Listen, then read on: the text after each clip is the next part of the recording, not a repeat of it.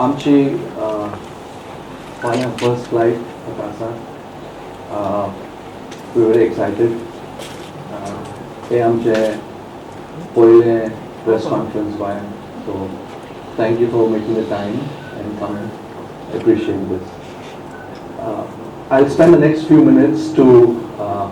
You would have heard a lot about Akasa by now, but I thought first flight coming into the state of Goa for the first time, you should know a little bit more about ourselves. Praveen will talk about our network planning strategy, how we plan to build Goa as one of our important connections. I'll use the screen to show you some of our, so you can just use that.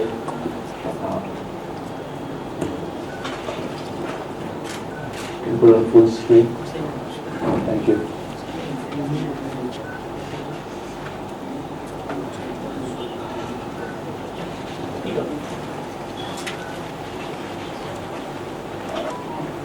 Yeah, it's not functioning. Okay, it's fine. Thank you. So, just to take us a little bit back, step back, almost 24 months ago when we were thinking of putting Akasa Air together as an airline, we said let's start ourselves by defining not just the business fundamentals or the business model, but what is our purpose going to be? What are we in here for as Akasa as an organization? And that is where our higher promise came into being. And our higher promise has got no strings attached in terms of any matrix or any data, but simply to say how can we be a part and transform India's air transportation ecosystem and empower Indians to chase their dreams. It's a known fact that for any economy to grow and to get better, transportation links are the fundamental or the very stepping stone of any economy. And air transportation is one of them. And we believe in India, with just about 3 or 4% of Indians who actually fly, there's a huge potential for many, many years and decades to come, and we want to play a role in helping that transformation. Then we set out and said, what's the vision for Akasa Air as a company and as an organization? And that's simply to be the best, to be the most trusted airline. Our aspirations are bigger, so the vision is not just to be the most trusted airline in India, but across the world. And then we came down and said, what's the brand promise? Many of you would have questions on what is it that you bring to the table. And that's where our brand promise comes in, to be the most dependable and most affordable airline by running the youngest and greenest fleet in the Indian skies. And I think by now you would figure out anything to be dependable, anything to be somebody who can be trusted with, takes a lot of effort. And that's what we have put together at Akasa Air.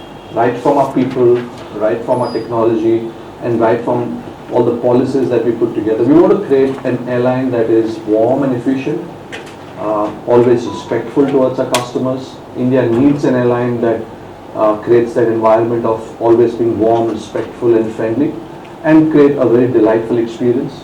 We want to run reliable operations. And of course, at the end of the day, when we want Indians to travel, to chase their dreams, we need to run and offer affordable fares to our customers. So that's a promise that we set out. It's about 5.5 months since we started. And we've got a long way to go in terms of the scale up that we're doing, and you'll hear from Praveen in terms of our network planning and strategy.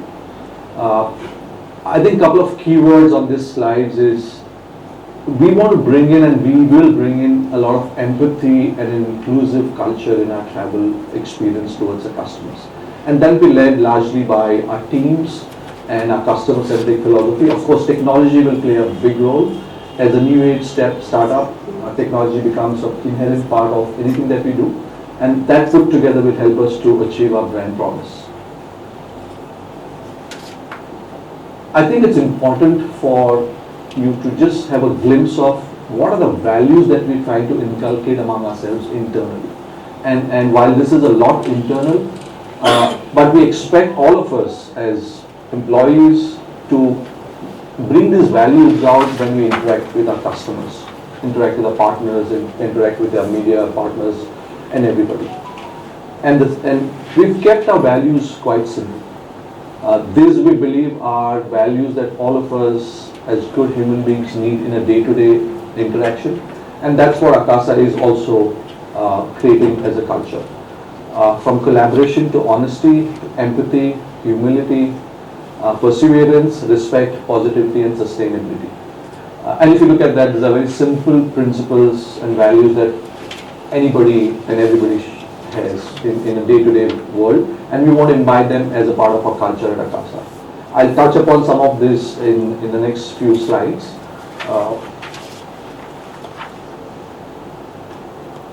You've seen our brand, you've seen a lot of communication and messaging that we've been doing over the last many months, 5.5 months since we started operations, and much more before that as a build-up to our commercial launch.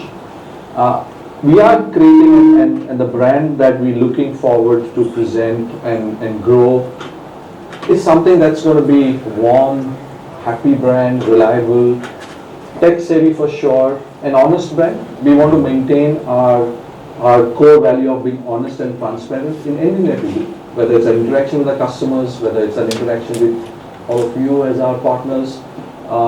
We want to create a very youthful, empowering, and an open-minded brand. And I hope that's coming out, and that's what we endeavor to do on a day-to-day basis. So that's a brand personality. If you want to just step back and just visualize how brand Akasa is going to look and is looking at this point. I'll now jump into some things that will be of interest to you. What is a product and service? And if you look at the product and service, our key differentiator is focusing on the whole, what we call the Akasa experience. We are talking about warm, reliable, and efficient. The empathy-driven culture that we're building in will help us to drive this warmth, the efficiency and reliability that will convert into a very delightful experience to our customers. Our reliable operations, and at the end of the day, we want to create an environment which is humane and inclusive for all customers. And you'll see some of the things that we're trying to do or done in a short span of time that endorses our commitment into the space of creating an inclusive environment. With service as a differentiator, we strongly believe our people are going to lead this more than anything else. And hence our focus on not just picking up good and right talent, but spending a lot of time and effort to do training and make our teams really demonstrate the values that we talked about. We've got a dedicated training academy set up in Delhi. It's a large training academy. Every employee passes out through that, and that's how they become our brand ambassadors with the strong training that we have put together. Our experience on board, this is our aircraft. This is how the look and feel of an aircraft is. It's a fresh and a brand new aircraft, very vibrant and happy cabin. I'm very happy to share that our leg room is extremely gracious, if I may say, ample leg room. Our seats are the most comfortable in this segment, and hence you get a very comfortable and a relaxed travel experience on board. So this is as far as the hard product is concerned. We, as you know, we fly the Boeing Max aircraft, one of the quietest cabin in this space. It almost reduces the noise levels by almost 40%. So it's a quieter cabin with mood lighting to go with the time of day, and that gives a very nice and happy experience. So we try to create a very happy environment on board, not just for our customers but for our employees who fly day to day as cabin crew. Product extends to a very important piece, which is meals on board.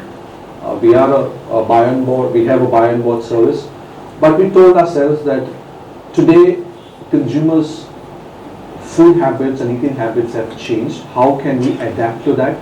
And that's where Cafe Akasa came into play.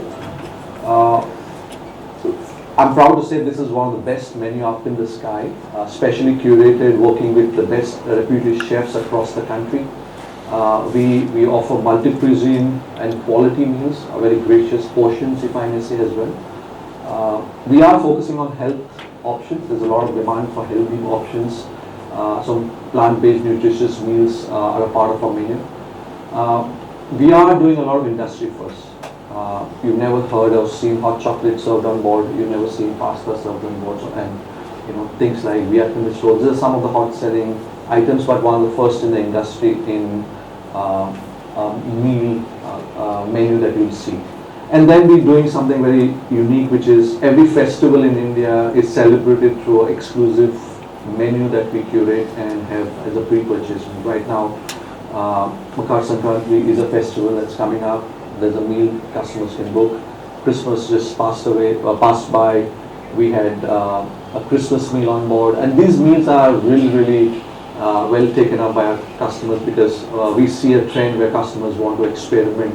And for us, it's about celebrating Indian culture, Indian festivals across, and food and culture and festivals go together. And that's the spirit of creating festival menus for our onboard food offering that we do.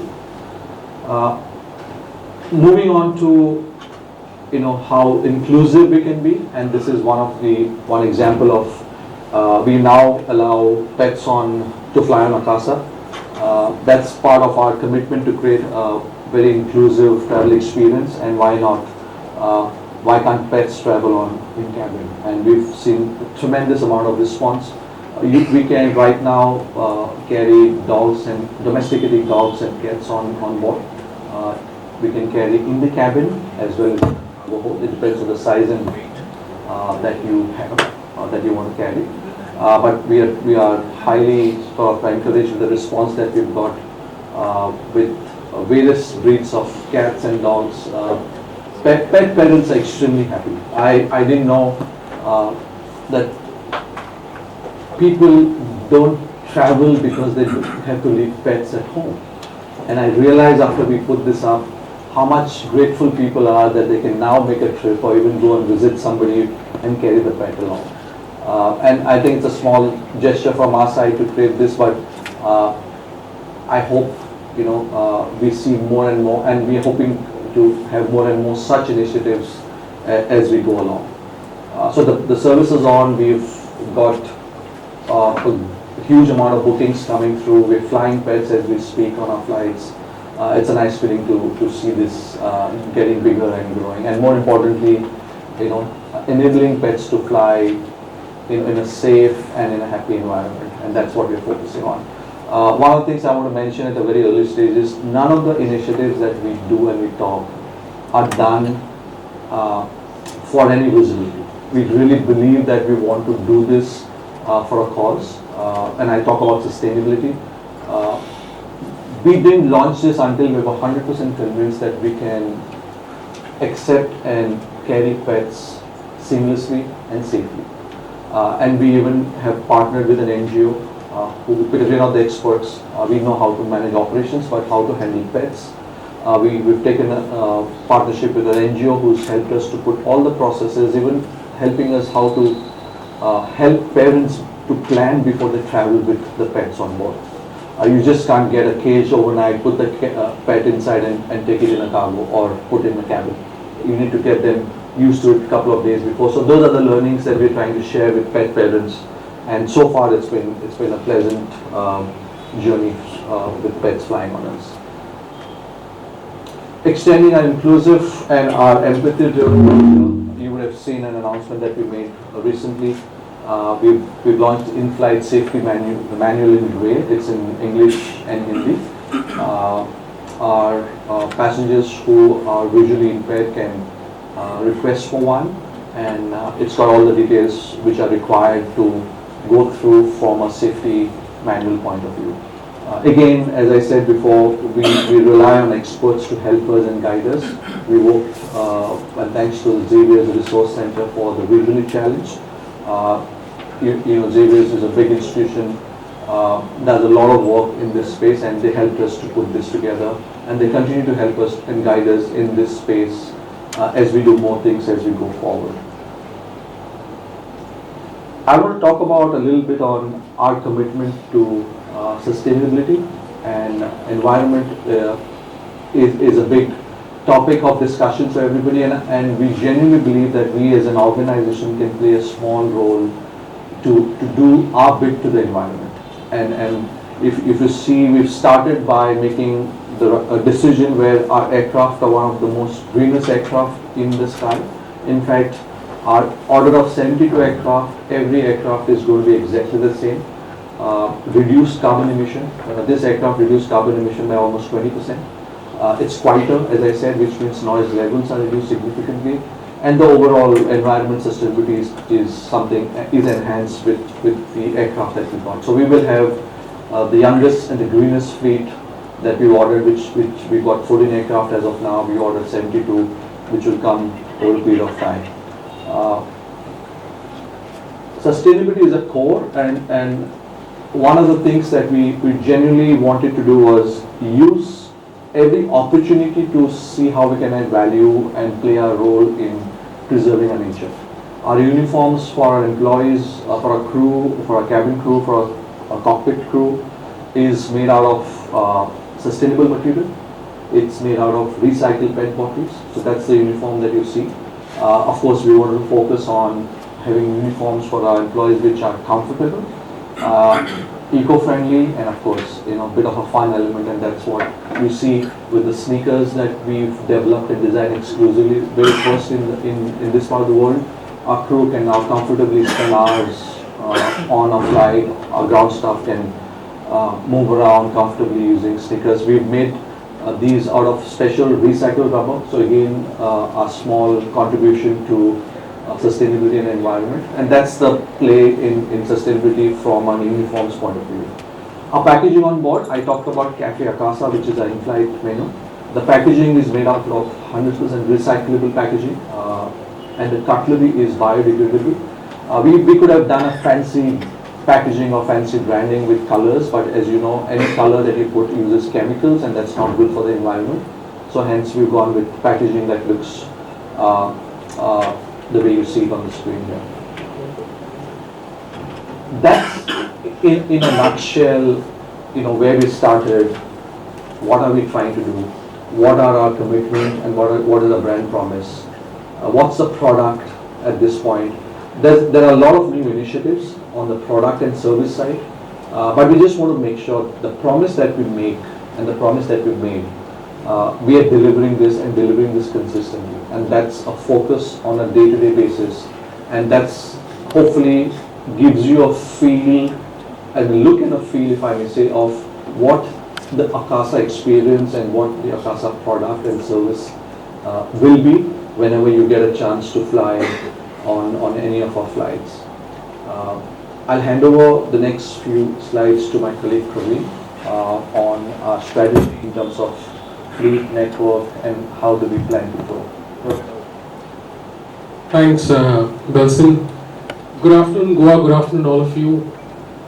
It's a pleasure to see the whole room full of people, and we believe that the flights are going to be full of people as well tomorrow when we take off from here. I just have 2 slides. I'll start with the first one, and this is by far the genesis of us as an air. We have, as of now, placed orders for 72 aircraft. These orders were placed way back in November 2021. We have taken delivery for 14 aircraft. We have another 4 more coming up till the end of March, and by May of 2023 we will have 20 aircraft within our fleet. This is in line with the purpose that Belson talked about at the beginning of his presentation. We certainly believe that India as a market has got tremendous potential, and the growth trajectory is just getting started. And this industry, as you all know, the Civil Aviation Minister has said this time and again, is actually going to see traffic double in a matter of the next 4 to 5 years. From a 200 odd million passenger carriage, it's going to go up to about 400 by 2027. So that's the growth potential that the industry has.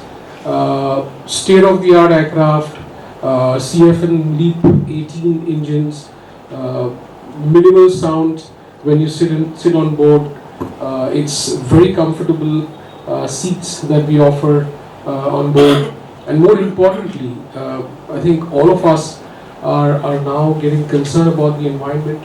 Carbon emissions play a critical role, so we are at the bare minimum when it comes to India today across airlines because of our brand new airplanes from a carbon emission standpoint.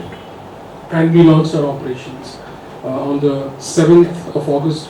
So 156 odd days, close to 160 odd days, and we have already carried more than 850,000 passengers, and we are running at a rate of almost 10,000 plus passengers per day. That goes to show that we might hit 1 million very soon. That brings us to the core of the topic, core of the discussion today. We are happy to launch our operations into Goa tomorrow. I think less than 18 hours to go before we take off on the first flight, which is the 11:50 Goa Bombay. Goa is going to be our 12th destination, and we have announced 13 destinations so far, 13th being Hyderabad, and we commence operations from Hyderabad on the 25th of Jan. But as of now, we start operations with Bangalore, Goa to Delhi on the 11th. On the 12th, we start with one Bombay, Goa. 11th, we start with one Bombay, Goa. On the 12th, we move to one more additional Bombay, Goa. So that makes it 4 Bombay, Goa. And on the 25th, we start with a double daily Hyderabad, Goa as well. So by far, I must say, in a span of 2 weeks, we have never really had any airport take close to 6 departures. So this is the first of its kind. We are very excited, and we hope you guys are excited too. And like I said, as I see a full, in fact we have overbooking here as well, it looks like, because we have to get more chairs for all of you. Hope the flights out of MOPA also go full from here on. So we have placed orders for 2 sets of aircraft on the 72. One is the 737-8, which is a 189-seater, and we have an 8-200, which is a 197-seater.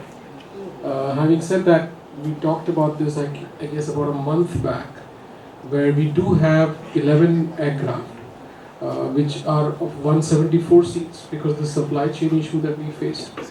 And for the time being, you will have 174 and 189 seaters on the fleet. You are here for business, basically. So how it will benefit Goan travelers? Can you explain in brief? See, the fact remains that there has been a lot of capacity starvation, if I may say so, across India, not just Goa, right? And let me give you some statistics around this. Way back in Feb 2020, we had close to 3,100 flights a day for domestic. That came down to about 2,600, 2,700 thereabouts before Akasa took off. Today it's hovering around 2,850 mark, which means there is still a 300 odd flight shortage on the domestic front. Goa is blessed because this is the only, and this is going to be the trademark for the future, is the only place where you have 2 airports that have come in. The other 2 will obviously be Navi Mumbai and Noida, but this is the first of its kind where you have 2 airports within a very short vicinity, and the way I see this is really going to be beneficial for Goa. And let me tell you how it's going to be beneficial based on our example, right? So we opened up for recruitments here in Goa. We have 300 applications in all. And that's a pretty decent number for Goa in a short span of time where we managed to advertise and get these applications. 50 have joined us here in Goa, and 50 are going to join us in the network across India from Goa. Yes. So to answer your question, the opportunity is huge, not just within Goa, but for the Goa citizens outside of Goa as well. It's a huge opportunity. Then why only MOPA? Why Only MOPA, why consider Why only not MOPA? Dabolim also? So we will continue to evaluate options based on what we require. Clearly, MOPA, we have, like I said, 6 flights starting out of MOPA. Dabolim is something which we will continue to evaluate, and based on various discussions that we have, you can see in about 5 months we have announced 13 destinations. And we will continue to evaluate various other destinations, including Dabolim, and at the right time, we will make some announcements. So, but why Dabolim has not been your first choice? Is it because there has been a new airport, or is it because there have been rumors that it might close down? I certainly can't comment about that, but I can tell you one thing. Regardless of Dabolim or MOPA, the key is Goa, where the potential is huge. And we should not isolate this into MOPA or Dabolim. The fact remains that the traffic into Goa is going to go up considerably, right? And there has been a constraint for the last couple of years in terms of adding capacity. With MOPA, the options open up, and you will continue to see more carriers coming in. You see us adding 6 flights into Goa. So we don't look at this as MOPA or Dabolim, we look at this as Goa, and that's the key, the way we see it. Any plan about Rajasthan and JK as well as Seven Sisters back to? So like I said, the network planner's job is to evaluate routes, evaluate new destinations. We continue doing that, and we have 72 aircraft coming up. We have 6 more aircraft to worry about from a routing standpoint, and at the right time we'll make the right announcement of the new destinations. Just have a question. What is your projection for footfalls to Goa in this calendar year? I don't have these statistics offhand, but I can tell you based on the capacity addition into Goa, clearly this market is going to see a trend which is about the average growth rate of India domestic traffic. And it's going to be at least 10 to 15 points more than what India domestic is going to witness. Are you already open for bookings in the travel portals like MakeMyTrip and Travel? Yes, we're open for sale on the OTAs. And like how is the response, because like the travel time is on January 11th onwards? Right, our first flight takes off tomorrow. And we have very good bookings on these departures starting tomorrow. In fact, on the first flight that we inaugurate, we are booked to 100% already. So very strong bookings, and very happy with the response that we have had on the bookings.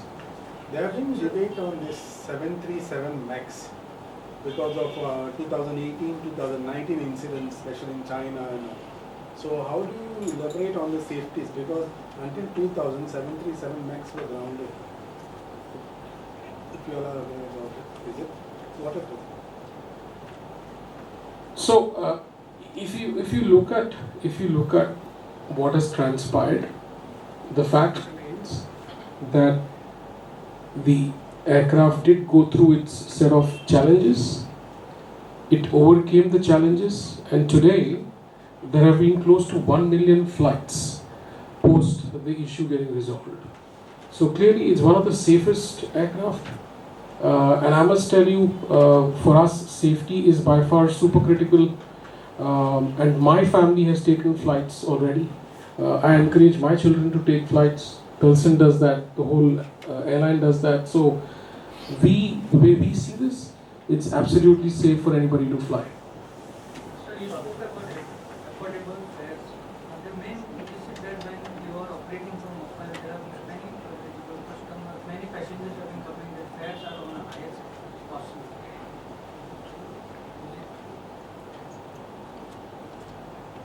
Fares are reasonably priced. Our lowest entry level Goa Bombay fare is selling at about 2,500 all inclusive.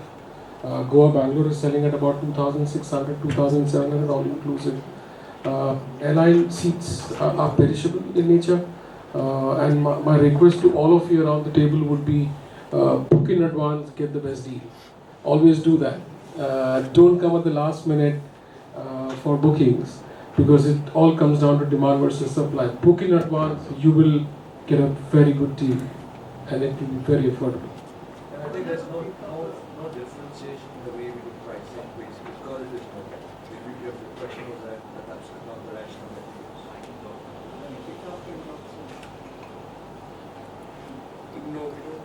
So we have partners that we have tied up for add-on services.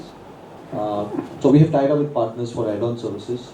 Customers can go online, either take a self-drive, can pre-book a cab or a car. So we have partners and facility to do that, and that's what we offer to our customers. Not just in Goa, but at any other airport that they want to fly. Mr. Barrison, I just wanted to know, you mentioned about the pets, right? Are they going to be like the in-flight passengers price? The pricing is going to be the same, or it's going to be like different? So we have a flat rate that we put for a pet in the cabin. It's 4,000 rupees, and irrespective of anything, that's the price. Whether it's a short flight or long flight, that's the price that we customers pay. So we go by weight of the pet, which has to be the carriage and the pet totally should weigh 7 kgs to be carried in the cabin. If it's higher, then you can always take in the cargo hold, which we've got our processes to secure. Together? No, it's not allowed. So right now we allow one pet in the cabin and one pet in the cargo hold. We will enhance it as we go forward. The only reason is we wanted to get it right. We want to make sure that the processes are working fine. But you can't combine 2 pets into one. You know what will happen. You have 2 pets. No. So we need to have a certificate, vaccination certificate, and a doctor's certificates for fit to travel, and then only we allow the pet. Right? So they need to fill up an indemnity form and get the certificates before they fly. All the 6 flights from MOPA are to Bombay, Goa, Bombay are like for your airline. But I having 6 flights from MOPA, right? So all of them are Goa, Bombay. No, 2 to Bombay, 2 to Hyderabad, and 2 to do you have any target of passengers for coming here? The target is to make sure the flight's full. As a commercial guy, that's the only objective. Profitably.